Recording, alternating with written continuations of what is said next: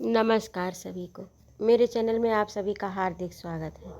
आज मैं उपस्थित हूँ फणीश्वर नाथ रेणु की लिखी कहानी पुरानी कहानी। तो आइए कथानक प्रारंभ करते हैं।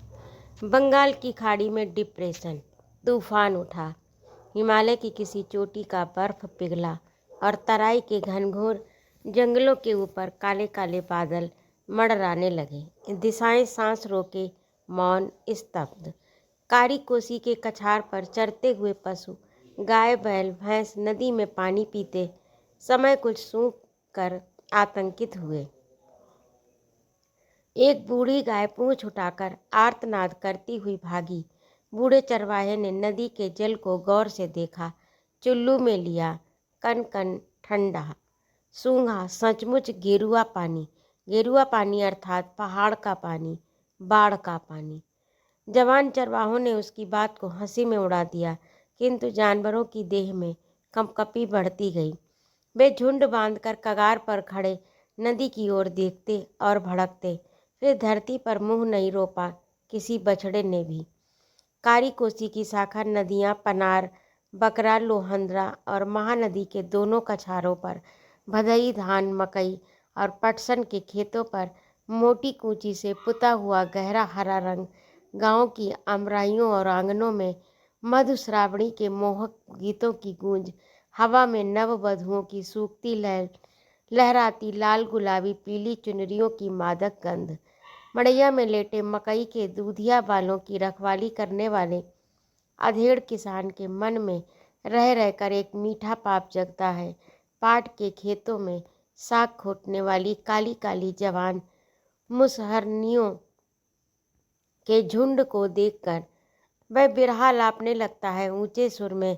अरे सांवरी सुरतिया पे चमके टिकुलिया की छाती पे जोड़ी अनार कै, छोड़ी छतिया पे जोड़ी अनार कै। मार मुँह झौसे बुढ़वा बानर को, बढ़ौती में अनार का शौक देखो। लड़कियां खिलखिलाकर हंसी, हंसते हंसते एक दूसरे पर गिर पड़ी। सॉरी। छोड़ी माने तू हमार गे, छोड़ी माने तू बतिया हमार गए। अनार नहीं, अनहार अर्थात अंधकार। पाट के खेतों सहित काली काली जवान मुसहरनी छोकरियां आकाश में उड़ गईं, दल बांधकर मंडरा रही हैं। हंसती हैं तो बिजली चमक उठती है। रखवाला सूरज 2 घड़ी पहले ही डूब गया। अंधकार अंधकार। सांझ को बूंदाबांदी शुरू हो गई। मन का उल्लास, गले में बरसाती गीत 12 मास की लय में फूट पड़ा। अहि प्रीत कारण सेतु बांधन, सिया उदेश श्री राम रे, श्री राम रे। ए हे हो आ हा। हतिया नक्षत्र की आगमन गाती हुई पुरवैया हवा बांस के वन में नाचने लगी। उसके साथ सैकड़ों प्रेतनियां डाल डाल में झूले डालकर झूल पड़ी। विकट किलकारियां। झमाझम वर्षा में दूर से एक करुण अस्फुट गुहार आकर गांव को सिहरा गया। ए हो। कोई औरत राह भूल कर अंधेरे में पुकार रही है क्या? बांस वन की प्रेतनियां करोड़ों जुगनुओं की जड़ी चुनरियां उड़ाती दौड़ी खेतों की ओर। डरे हुए बच्चों को माताओं ने अपनी छातियों से चिपका लिया। दूर नदी के किनारे खेतों में खड़ी कोई उसी तरह पुकारती गुहारती रही। ए हो। खेत की लक्ष्मी आधी रात में रो रही। सर्वनाश। गुहार की पुकार क्रमशः क्षीण होती गई और एक क्रुद्ध गुर्राहट की खौफनाक आवाज उभरी। गो गो गो, ओं ओं ओं। हवाई जहाज। गुर्राहट की पुकार क्रमशः निकट आ रही है। सबसे उत्तर वाले गांव के सैकड़ों लोग एक साथ चिल्ला उठे। भयातुर प्राणियों के कंठों से चीखें निकली। बाढ़ रे बाढ़, अरे बाप रे बाप, बाढ़। बकरा नदी का पानी पूरब पश्चिम दोनों कछार पर छह छह कर रहा है। मेरे खेत की मड़ैया के पास कमर भर पानी है। दुहाए कोस का महारानी। इस इलाके के लोग हर छोटी बड़ी नदी को कोसी कहते हैं। कोसी बराज बनने के बाद भी बाढ़, कोसका मैया से भला आदमी जीत सकेंगे? लो बांधो और कोसी को। अब क्या होगा? कड़कड़ाकर खेतों में बिजली गिरी कड़कड़ाकर खेतों में बिजली गिरी। गांव के लोगों की आंखों की रोशनी मंद हो गई। एक तरल अंधकार में दुनिया डूब गई। प्रलय, हाय प्रलय। निरुपाय असहाय लोगों ने झांझ मृदंग बजाकर कोसी मैया का वंदना गीत शुरू किया। जवानों ने टांगी कुदाली की बांस की बल्लियों लकड़ियों को काटकर मचान बांधना शुरू किया। मृदंग झांझ के ताल पर फटे कंठों के भयोत्पादक सुर की आहे मैया कोस का है मैया तोहरे चरणवा माँ। मैया अड़हुल फुलवा की है मैया हमहू चढ़ाएब है।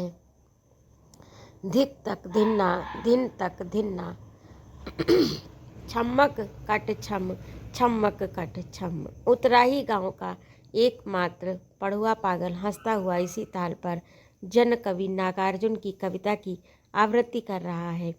ताता थैया नाचो नाचो कोसी मैया। और सचमुच इसी ताल पर नाचती हुई कोसी मैया आई और देखते ही देखते खेत खलिहान गांव घर पेड़ सभी इसी ताल पर नाचने लगे। ताता थैया धिन तक धिन्ना छम्मक कट छम। मुँह बाए विशाल मगरमच्छ की पीठ पर सवार 10 भुजा कोसी नाचती निकलती अट्टहास करती आगे बढ़ रही है। अब मृदंग झांझ नहीं, गीत नहीं, सिर्फ हाहाकार। किंतु नौजवान लोग जीवट के साथ जुटे हुए हैं, मचान बांध रहे हैं, केले के पौधों को काटकर बेड़ा बना रहे हैं। जब तक सांस तब तक आस। उसरे पर पानी आ गया, बछरू बहा जा रहा। धरो पकड़ो, किसका घर गिरा। मड़ैया में कमर भर पानी। ताड़ के पेड़ पर कौन चढ़ रहा है। घर में पानी घुस गया। रे बाप। छप्पर पर चढ़ जा जल्दी से। माए गे बाबा हो तुहाई संभल के ले। गिरा छप्पर चढ़ जा। ए सुगनी रे मललवा दीदी हाय हाय। गाय गे बाबा हो ईश्वर महादेव ले गया हाय डूबा हाय डूबा। आंगन में छाती भर पानी। ये छप्पर कमज़ोर है, यहाँ नहीं, यहाँ जगह नहीं। हे ले गिरा हाय भैंस का बच्चा बहारे हाय बह गया। डोमन ये डोमन सांप। जय गौरा पार्वती रस्सी कहाँ है हंसिया दे। बाप रे बाप। ताता थैया नाचो कोसी मैया छम्मक कट छम। भोर के मटमैले प्रकाश में ताड़ की फुनगी पर बैठे हुए वृद्ध गिद्ध ने देखा दूर बहुत दूर तक गेरुआ पानी। बीच बीच में टापुओं जैसे गांव घरों और पेड़ों पर बैठे हुए लोग। वह वहाँ एक भैंस की लाश डूबे हुए पाट पर मकई के पौधों की फुनगियों के उस पार। राजगिद्ध पांखें तोलता है, उड़ान भरता है। हाहास। जंगली बतखों की टोली अपने घोंसले और अंडों को खोज रही है। टिटही असगुन और अमंगल भर बोल रही है। बादल फिर घिर रहे हैं, हवा फिर तेज हुई। दुहाई है दुहाई। इस क्षेत्र के पराजित उम्मीदवार पुराने जन सेवक जी का सपना सच हुआ। कोसका मैया ने उन्हें फिर जनसेवा का अवसर दिया। जय हो। इस बार भगवान ने चाहा तो वे विरोधी को पछाड़कर दम लेंगे। वे कस्बा रामनगर के एक व्यापारी की गद्दी से टेलीफोन करके जिला मजिस्ट्रेट राज्य के मंत्रियों से योग सूत्र स्थापित कर रहे हैं। हेलो। राजधानी के प्रसिद्ध हिंदी दैनिक पत्र के स्थानीय निजी संवाददाता को बहुत दिनों के बाद ऐसा महत्वपूर्ण समाचार हाथ लगा। क्या प्रेस टेलीग्राम का फार्म नहीं है क्या। ट्रा टक्का। हेलो पुरनिया। हेलो कटिहार। ट्रा टक्का। हेलो, मैं जनसेवक शर्मा बोल रहा हूँ जी। करीब 5 गांव एकदम जलमग्न डूब गए। नहीं हुजूर, नाव नहीं गांव माने विलेज जी। कुछ सुनाई नहीं पड़ रहा जी। नाव एक भी नहीं है हुजूर। डीएम को ताकीद किया जाए जरा जी। इस इलाके का एमएलए जी, वह तो विरोधी पार्टी का है जी। हेलो जी। हेलो। जनसेवक ने संवाददाता को पोस्ट ऑफिस के काउंटर पर पकड़ा। उसे चाय की दुकान पर बयान लिखाने के लिए ले गए, किंतु चाय की दुकान पर सुविधा नहीं हुई तो उसे अपने डेरे पर ले गए। लिखो, स्मरण रहे कि बाढ़ बाढ़ स्त्रीलिंग है, तब ऐसी बाढ़ ही लिखो। हाँ, तो स्मरण रहे कि बाढ़ इसके पहले कभी नहीं आई, किंतु 10 साल पहले तो अजी 10 साल पहले की बात कौन याद रखता है। तो लिखो कि सूचना मिलते ही आधी रात को मैं बाढ़ग्रस्त इलाके, और सुनो आज ही ये स्टेटमेंट चला जाए। वक्तव्य सबसे पहले मेरा छपना चाहिए। संवाददाता अपनी पत्रकारोचित बुद्धि से काम लेता है, लेकिन एमएलए साहब ने तो पहले ही बयान दे दिया। फर्स्ट प्रेस ऑफ इंडिया को सीधे टेलीफोन से। जनसेवक शर्मा का चेहरा उतर गया। इतने दिन के बाद भगवान ने जन सेवा का अवसर दिया और वक्तव्य चला गया पहले ही, और वो भी विरोधी का, दुश्मन का।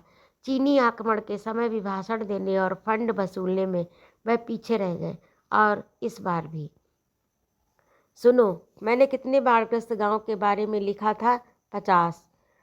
उनको 150 कर दो। ज़्यादा गांव बाढ़ग्रस्त होगा तो रिलीफ भी ज़्यादा मिलेगा इस इलाके को। अपने क्षेत्र की भलाई के लिए मैं सब कुछ कर सकता हूँ, और झूठ क्यों, भगवान ने चाहा तो कल तक 200 गांव जलमग्न हो सकते हैं। संवाददाता को अपना वक्तव्य देने के बाद उन्होंने कार्यकर्ताओं की विशेष, आवश्यक और अर्जेंट बैठक बुलाई। वक्तव्य में उन्होंने जिस बात की चर्चा नहीं की उसी पर प्रकाश डालते हुए सुझाया, ये जो बरदाहा बांध बना है पिछले साल, इसके कारण इस कस्बा रामपुर पर भी इस बार खतरा है।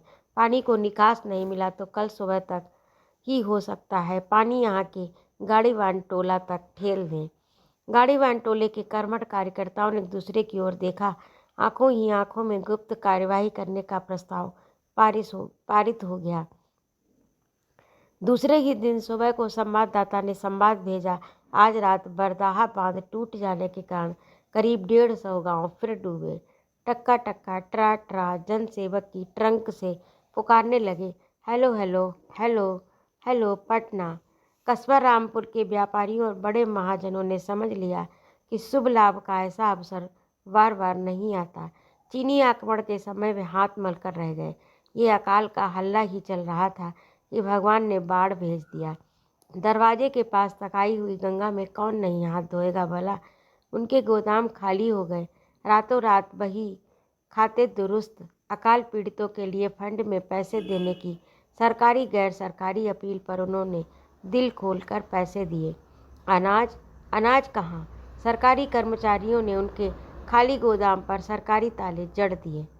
भाइयों, आज शाम को स्थानीय टाउन हॉल यानी थिएटर हॉल में कस्बा रामपुर की जनता की एक विराट सभा होगी। इस सभा में बाढ़ पीड़ित सहायता कमेटी का गठन होगा। भाइयों, प्यारे भाइयों, द अंसारी टूरिंग सिनेमा के पहले पर्दे पर आज रात एक महान पारिवारिक खेल। प्यारे भाइयों, आज रात मेहरबान, आँख नहीं तो कुछ नहीं। जिन भाइयों की आंखों में लाली हो, आँख से पानी गिरता हो, मोतियाबिंद रतौंधी हो, एक बार हमारी कंपनी का मशहूर मारूपंजन इस्तेमाल करके देखें। मैं क्या करूं, राम मुझे बुढ़ा मिल गया। छप गया इस इलाके का ताज़ा समाचार। 200 गांव डूब गए। आ गया सस्ता बम्बैया चादर। आ गई रिलीफ की गाड़ी आ गई जा रही है 3 दर्जन नावें। सिंचाई मंत्री भी जा रहे हैं। भिक्षा दो भाई, भिक्षा दो, चावल कपड़ा पैसा दो, इंकलाब जिंदाबाद। कस्बा रामपुर के दोनों में स्कूल, मिडिल और उच्च माध्यमिक विद्यालय के लड़के जुलूस निकालकर, गीत गाकर, फटे पुराने कपड़े बटोरते रहे। शाम होते होते वे 2 दलों में बट गए। बात गाली गलौज से शुरू होकर लाठी लठौवल और छुरेबाजी तक बढ़ गई। दिन भर जुलूस में गला फाड़ कर नारा लगाया, गाना गाया। मिडिल स्कूल के लड़कों ने और लीडर में नाम लिखा जाए, हायर सेकेंडरी में लड़के का, मारो सालों को। किंतु रिलीफ कमेटी के सभापति श्री जनसेवक शर्मा जी निर्विरोध निर्वाचित हुए। एमएलए साहब को लोगों ने खूब खींचा। वोट मांगने के समय तो खूब लाम-फाम बघार रहे थे, और अभी सरकारी रिलीफ बोर्ड की बात तो दूर, एक फूटी नाव तक नहीं जुटा सकते। जवाब दीजिए, क्यों आई ये बाढ़? आपकी बात नहीं सुनी जाती तो दे दीजिए इस्तीफा। एमएलए साहब के सभी मिलिटेंट वर्कर अनुपस्थित थे, नहीं तो बात यहाँ भी रोड़ेबाजी से शुरू होकर होती। सभी राजनीतिक पार्टियों के प्रमुख नेता अपने अपने कार्यकर्ताओं के जत्थे के साथ कस्बा रामपुर पहुंच रहे हैं। उनके अलग अलग कैंप गढ़ रहे हैं। सरकारी डॉक्टरों नर्सों की टोली अभी अभी पहुंची है। डाक बंगले के सभी कमरों में ऑफिसरों के डेरे हैं। अफसरों की कोऑर्डिनेशन मीटिंग बैठी है। सभी राजनीतिक नेताओं ने अपने प्रतिनिधि का नाम दिया। विजिलेंस कमेटी की सदस्यता के लिए प्रायः सभी पार्टियों में 2 गुट हैं, ऑफिशियल ग्रुप, डिसिडेंट। हर कैंप में एक दबा हुआ असंतोष सुलग रहा है। कल मुख्यमंत्री जी आसमानी दौरा करेंगे। केंद्रीय खाद्य मंत्री भी उड़कर आ रहे हैं। नदी घाट योजना के मंत्री जी ने बयान दिया और रिलीफ भेजा जा रहा है। चावल, आटा, तेल, कपड़ा, किरासिन तेल, माचिस, साबूदाना, चीनी से भरे 10 सरकारी ट्रक रवाना हो चुके हैं। कल सारी रात विजिलेंस कमेटी की बैठक चलती रही। भाइयों, आज शाम को म्यूनिसिपल मैदान में सभा होगी, जिसमें सरकार की वर्तमान रिलीफ नीति के खिलाफ घोर असंतोष प्रकट किया जाएगा, रिलीफ कमेटी का मनमाना गठन करके। भाइयों, कल 10:30 बजे दिन को कॉमरेड चौबे स्थानीय रिलीफ ऑफिसर के सामने अनशन करने के लिए जा रे बेईमान तोरा एको न धर्म हाय कछु न शरम, जा रे बेईमान तोरा कोई न धर्म। भाइयों, 2 दिन से छप्परों, पेड़ों और टीलों पर बैठे पानी से घिरे भूखे प्यासे असहाय लोगों ने देखा नावें आ रही हैं। अगली नाव पर झंडा है, कांग्रेसी झंडा। पिछली नाव पर भी, मगर दूसरे रंग का। जय हो महात्मा गांधी की जय। इसमें तो महात्मा गांधी की जय की क्या बात है। हड़बड़ाओ मत, नहीं तो डाली टूट जाएगी। तीसरी नाव, अरे वह नाव नहीं, मवेशी की लाश है और उस पर 2 गिद्ध बैठे हैं। हवाई जहाज। नावें करीब आती गई। असली नाव पर जनसेवक जी स्वयं सवार हैं। उनकी नाव पर माइक फिट है। वे दूर से ही अपनी भूमिका बांध रहे हैं। भाइयों, हालांकि पिछले चुनाव में आप लोगों ने मुझे वोट नहीं दिया, फिर भी आप लोगों के संकट की सूचना पाते ही मैंने मुख्यमंत्री, सिंचाई मंत्री, खाद्य मंत्री, पिछली नाव पर विरोधी दल के कार्यकर्ता थे, उन्होंने एक स्वर से विरोध किया। ये अन्याय है। आप सरकारी नाव, सरकारी सहायता का इस्तेमाल गलत तरीके से पार्टी के प्रचार में। जनसेवक जी रिलीफ कमेटी के सभापति हैं, उन्हें विरोध की परवाह नहीं। वे जारी रखते हैं, भाइयों, आप लोग हमारे कार्यकर्ताओं को अपनी संख्या नाम लिखा दें। आप लोग एक ही साथ हड़बड़ा कर नाव पर मत चढ़ें। भाइयों, स्टॉक अभी थोड़ा है, नाव की भी कमी है, इसलिए जितना भी है आपस में सलाह करके बांट बंटवारा करें। रिलीफ कमेटी के सभापति की नाव जलमग्न क्षेत्र में भाषण देती चली गई। साथ वाली नाव पर बैठे लोग लगातार विरोध करते हुए साथ चले। दोनों नाव से कुछ कार्यकर्ता उतरे, बही खाता लेकर। बड़ी नाव आ रही है भैया, खाली नाव ही आ रही है या और कुछ? बच्चे भूख से बेहोश हैं, मेरी बेटी लवे जान है। 2 दर्जन नावें शाम तक लोगों को बटोरती रहीं। रात को विजिलेंस कमेटी की बैठक में रिलीफ ऑफिसर ने स्पष्ट शब्दों में कह दिया, नावों पर किसी पार्टी का झंडा नहीं लगेगा। बगैर अंगूठा टीप लिए या बिना दस्तखत कराए किसी को कोई चीज़ नहीं दी जाए। हमें दुख है कि हम बीड़ी नहीं सप्लाई कर सकते। रिलीफ बांटते समय किसी पार्टी का प्रचार या निंदा करना गैर वाजिब है। ऐसा करने वालों को कमेटी का किसी प्रकार का काम नहीं सौंपा जाएगा। डॉक्टरों और नर्सों को अभी कोई काम नहीं, वे इंडोर और आउटडोर खेलों में मस्त हैं। गेम बॉल, 2 स्पेड की, मिस बनर्जी की, hello no Trump. Railway line के ऊंचे बांध पर, कस्बा रामपुर के हाट पर, पेड़ों के नीचे, स्कूलों में बाढ़ पीड़ितों के रहने की व्यवस्था की गई। जिन गांवों में पानी नहीं घुसा मगर पानी से घिरे हैं, ऐसे गांवों में लोगों के रहने की व्यवस्था की गई। उनके लिए रोज राशन लेकर नावें जाती हैं। डॉक्टरों और नर्सों के कई जत्थे गांव में सेंटर चलाने के लिए भेजे गए। पानी धीरे धीरे घट रहा है। मुसहर और बहरदारों का दम कैंपों के घेरों में कई दिन से फूल रहा था। इस घुटते हुए लोगों ने पानी घटने की खबर सुनते ही डेरा डंडर तोड़ दिया। वे पानी के जानवर हैं, पानी कीचड़ में वे महीनों रह सकते हैं।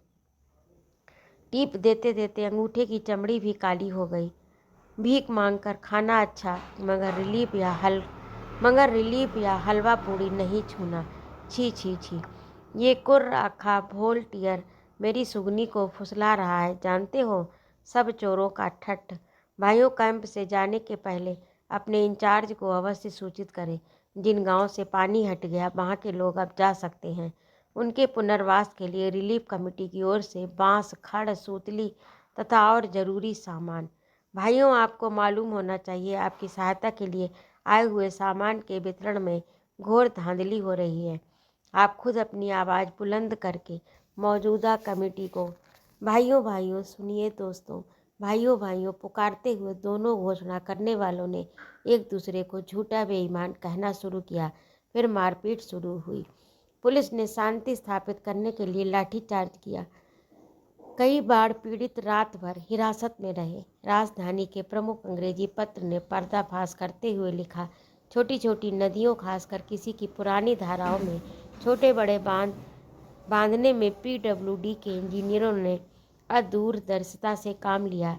यही कारण है कि जिन क्षेत्रों में कभी बाढ़ नहीं आई वे जलमग्न हुए। इस बार सरकार के अकर्मण्य कर्मचारियों।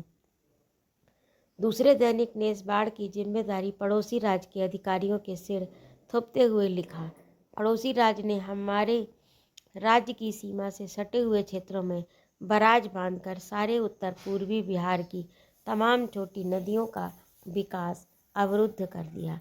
बराज बनाने के पहले यदि हमारे राज्य अधिकारियों से सलाह परामर्श किया जाता तो ऐसी बाढ़ नहीं आती। स्थानीय अर्थात जिला से निकलने वाली साप्ताहिक पत्रिका ने इस बाढ़ को मैन मेड बाढ़ करार करते हुए प्रमाणित किया। पड़ोसी राज्य नहीं, पड़ोसी राष्ट्र के कर्णधारों ने ही हमें डुबाया है। बरदाहा बांध टूटने की जिम्मेदारी चूहों पर पड़ी।